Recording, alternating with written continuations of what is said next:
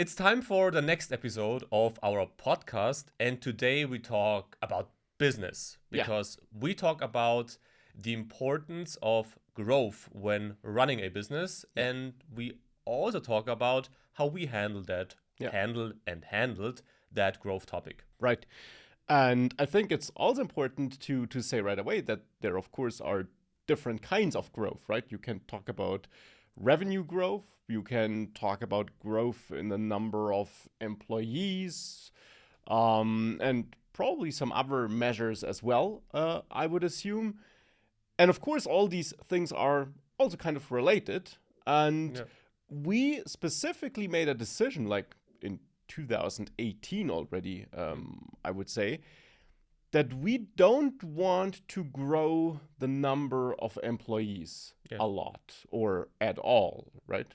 At all, because what you typically learn also at university and at school, we have a business administration background from Yeah, an educational perspective, is that to grow, you need to make your business bigger. So, bigger in terms of you need more employees, you need more people yeah, to outsource tasks, for example, that can do things you did before so that you can focus onto the core business, so to say. So, this could yeah, be supporting activities, this could be a marketing department, whatever you want to call it. And the problem we saw quite early, if we grow our company that way, we will lose the focus on the actual content creation, which was also the reason why we started that yeah, company. So the problem is, the bigger you get, the more employees you have, the less you do what you yeah, initially started. yeah. The less you do what you like to do, Yeah. right? Or I mean, maybe there definitely are people who like managing people and who like running a business as a manager and growing a business and having more employees, but that's not what we like. And we found out that we don't like that relatively early, thank God.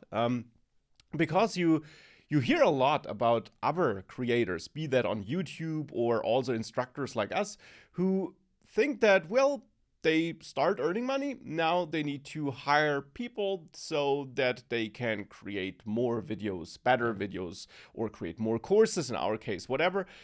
And as you said, they start doing things they don't really like that much, and they reduce the amount of Yeah. time they spend on the things they actually do enjoy. So then they end up in that weird situation where you started a business, you started doing something because you liked it, but then you end up in a situation where you are only doing things or mostly doing things you don't like. And that's a situation we did not want to get into, and we're fine with sacrificing some potential growth Yeah. because obviously we're limited. We can't scale infinitely if it's just the two of us with some freelancers, but it's mostly just the two of us. Yeah. Obviously, that means that we can't scale infinitely revenue wise, and also regarding our output, which of course correlates with the revenue. On the other hand, this approach has one big advantage for us, and I guess also for students.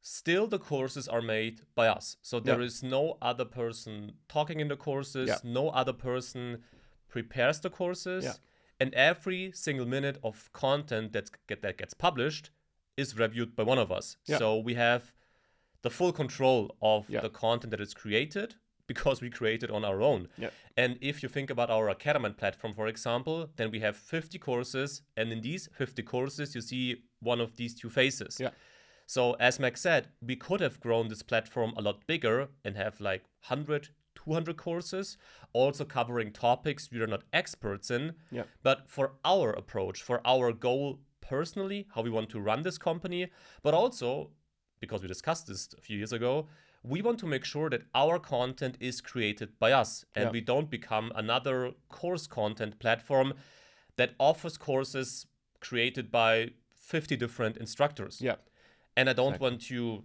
talk bad about such platforms. That's totally fine to do it like that. Yeah, But for us, our approach is the more satisfying one, I would yeah, say. absolutely. And we also feel better to sell courses because our courses obviously cost money. When the people know, okay, I know what I get when paying a Yeah, course on academind.com. yeah, absolutely. And it's also that thing I and you also mentioned before, that we want to do what we enjoy. And of course, we don't necessarily enjoy every single aspect of creating every single course. And like all jobs, and this is a job, in the end, there are days where you are not all just smiling the entire day and it's super great. But I think it's fair to say we like what we do. Yeah.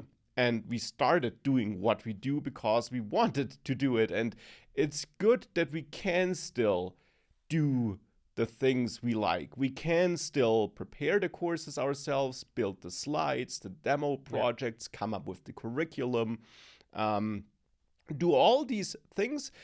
And also, and that's another important aspect in my opinion, if you start hiring a lot of people, you need to give these people work to do, because that's why you hired them. Yeah. But what if you decide that you maybe want to take a break for like a couple of months, you want to travel the world, or maybe there is some other project you're excited about and you want to invest more time, like we did, in improving our website, or you maybe want to try out some new technologies where you don't necessarily know yet if you'll be able to create a course on them, or where maybe there isn't a lot of demand for that, but still for personal reasons I might want to learn some new programming language. All these things become much harder if you have employees who need work, because you can't just tell them, hey, I'm doing something else. You sit here and do something if there is nothing to do. I mean, it might sound like a great job initially if you get paid for not doing anything, but I guess everyone can relate that this is not how you want to be treated as an employee. And I totally agree. And there are two other factors that you have to consider when having employees. As you said, you need to give them work. But to give them work also means that you need to take your time to talk to your employees about the work, because you can't just tell them build X, Y, Z and then done. You have to review these things, and your people might also have questions, because you have something in your mind. You might take a paper and show them this is what it should look like, but that's your idea. But the person or the employee has to turn this into a reality, a digital reality.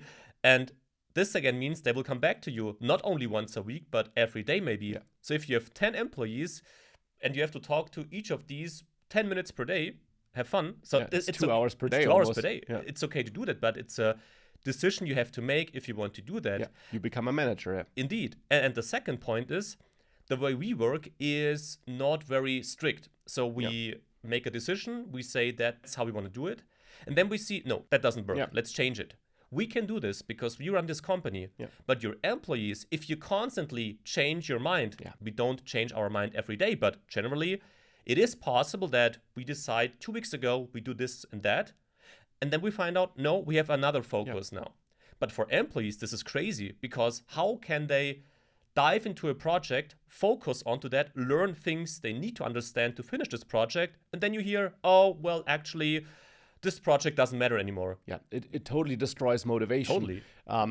It's the same with our courses. I mean, we have started working on courses and spent hours or weeks on courses, which we then threw away because we weren't happy with the quality. You can't do that with employees. I guess you can, but if you do it too often, that's simply not great. This is not a job you want to have. And this is, as you said, flexibility we have because we have this super small team, which is essentially the two of us. And I totally agree. That is a huge advantage we have here. At the same point, we also have a disadvantage because we run this company for 7 years now. And we certainly have specific skills that allow us to run this company that long, but we also lack certain capabilities because we don't have employees. Because when managing people, you also learn, well, how to work with people, how to manage a project, how to assign people to a project, how to communicate. So we talked about this earlier this year, actually quite often, that we are lacking certain skills, certain capabilities that you should have after running a successful company for 7 years now. So I guess it all has its price, so to say, but for us, it perfectly works the way it is at the moment, though we certainly see some restrictions. And when I think about that, I want to jump to another topic, because At the beginning, you said that growth is or can be defined differently: revenue, employees, amount of content produced. And we don't only limit ourselves regarding the employees we have, we also limit ourselves regarding the growth in terms of revenue. Because, for example, we never did. No, I guess we never did any kind of paid collaboration. Yeah. We might consider doing something like that in the future if it works, because as I just mentioned, we want to grow as business people also, so we might see if this works. But still, so far, our core focus was to grow this company solely based on our content. Yeah. That's all. We also have no advertisements on our No. website, for example, Nothing. like that. And that's absolutely true. These are deliberate decisions because this allows us to keep our flexibility and our freedom, right? Yeah. If you have a lot of collaborations, you again have a lot of requirements or demands that must be met. Yeah. You have contracts, and Yeah. we are pretty free there. We do, of course, have some obligations, but we're generally pretty flexible, and we decide on our own how we want to spend our time or on which projects we want to focus. And this was one of the reasons why we became self-employed, why we started this, and that's why it's really a great thing that we're still mostly able to do that. Because I think one thing a lot of, or maybe not a lot of, but some people have when they start growing, no matter if that means that they're hiring employees or that they start accepting a lot of collaboration offers and enter a lot of contracts and obligations, I think some of these people then realize that now suddenly they feel employed again, because yes, it's their business, it was their decision, and theoretically they can revert these decisions, though obviously it's not that easy to get rid of employees. It's hard for legal reasons in Germany, but even if you're in a different country, there is like a moral obligation as well. You're dealing with humans, so it's possible, but it's hard. And suddenly you are yourself an employee again. At least you could feel like this. And I'm super happy that for us, this is not the case. And that's also not limited to employees. As you said, if you have any kind of collaborations, any kind of contract stating that you have to publish a video about topic XYZ on Friday, then you have to do that, right? You have to. You have a contract. So you can't say, oh, I don't think that's a topic I'm interested in now. And I guess the core problem is, and that's something everybody who is having his own company faces at some time, you have to be careful if you only chase the money. That's a big problem, especially in the online education or in the content creation world, because there are plenty of opportunities to make money. I guess we can say that. We didn't try too many of these, but you know that money can be made online. So you can make lots of money if you have lots of collaborations, if you have lots of people having an impact on the way you do your work, right? But the more you commit yourself to such money-based decisions, as you said, the less you will be your own boss, because all you do is working on a list of topics, on a list of deliverables that you have to do. And that, in my opinion, is the definition of not being self-employed. It's the definition of having a normal job, right?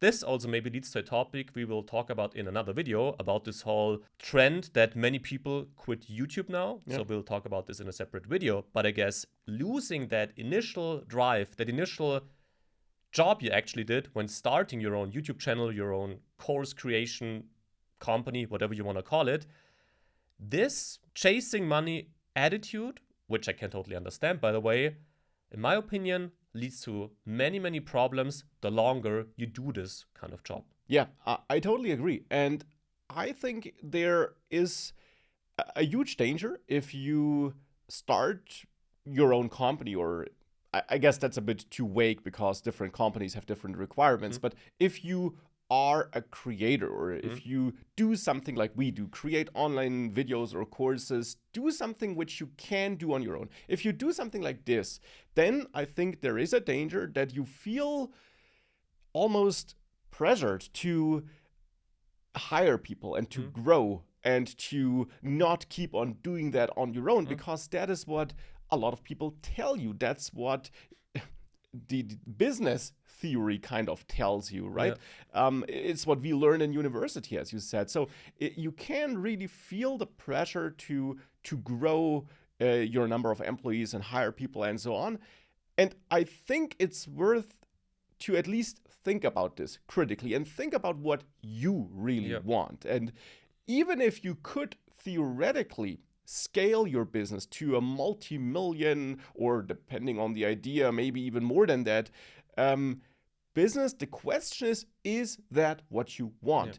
Because if you don't want it, I'd say chances are high that you will also not succeed. Because if you're doing something you don't like, you can't do it forever. If you end up in a job you don't like, if you end up being a manager when you don't want to be a manager, you won't be a good manager, and you won't be able to do that forever, I think.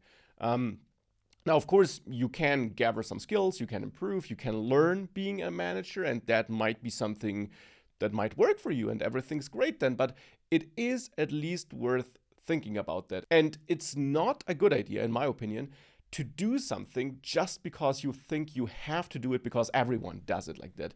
That's not how you should do it. At least that's not how we did it. And thus far, I think we're fine with that. Even if it means, as you said, that we, of course, also limit our revenue growth. Because obviously, we won't become a multi-billion company. I guess we never would have with creating courses.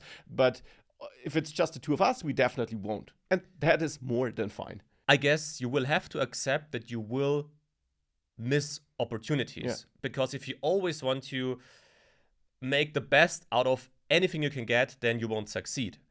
And as you talked about, or as we talked about, this theory you learn, once again, as you said, it totally depends on what you want. But you also learn that you should take your money, invest it into marketing, for example. It's not important to be profitable. You should maybe have investors in your company providing money to grow your company faster. You can do all this stuff. But once again, at least in our opinion, you have to be aware of the fact that you lose control about your own company, about the thing you started. And what you don't do then is you maybe won't sleep well, because we sleep well, we can say this. And this is a profitable company because we have control about our costs, and we also have control about the people who are invested into this company, because these people are sitting here. So that's another thing you have to be very aware of. As Max said, think about the way or the type of company that you want to have. If you want to grow it as fast as possible and have a multi-million, multi-billion exit, do your best, try it. If it works, great. But if that's not your goal, if you just want to have your own business and do your stuff, in our case, creating content, then at least for people like us, and at the moment, that's the current state of our company, this works way better. Yeah, absolutely. And as you said, you can definitely follow a lot of different paths, and all these paths exist for good reasons. And obviously, it's fine. And there also are certain business ideas which probably won't work without investors. Like if you're now building a company that trains AI models, you need a lot of compute power. You probably won't be able to afford that on your own, or you don't want to take all the risk on your own. And that's a different story. Obviously, creating courses has a very low cost footprint. There isn't a lot of things we have to pay for. It's some equipment and so on, but that's about it. So that, of course, differs. But since a lot of people are pursuing these careers on YouTube or Instagram, TikTok, whatever it is, and online careers, solopreneur careers in general, I think it's pretty important to always think about what your next steps should be, and if you really want to hire people and grow, or if your path to happiness maybe is to stay a bit smaller, to stay independent, and then hopefully keep the fun in your business, because that is super important. It's I would say the fuel that powers being self-employed and staying self-employed. And this, or having fun, also doesn't mean that you won't change the way you create your content, by the way. You will adapt throughout the years, you will grow, you will change the way you create videos. You will have times where you create less output. Take our YouTube channel last year. Yeah. There were less videos than in 2019 or something like that. So you will have these different cycles in your company. But as you said, if you are aware of the fact that you want to have fun or you want to keep the fun in what you're doing, and you can earn money with that, then that's a great position in my opinion. Yeah.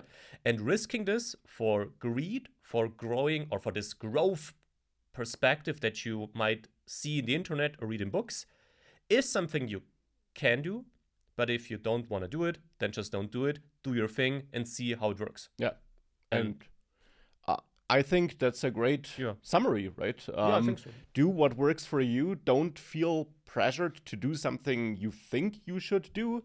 And hopefully we could make it clear why we made certain decisions and how we decided to limit our growth, essentially. Always, as said, this is our current state. Maybe in 5 years we talk differently. Things can change. Things can change, especially in business and our world nowadays, also in the tech world, as we see. But this is our take on that. Yeah. So, as always, hopefully we see and hear you back, or you see us in the next episode. And as always, definitely also let us know what you think about that. Bye. Bye.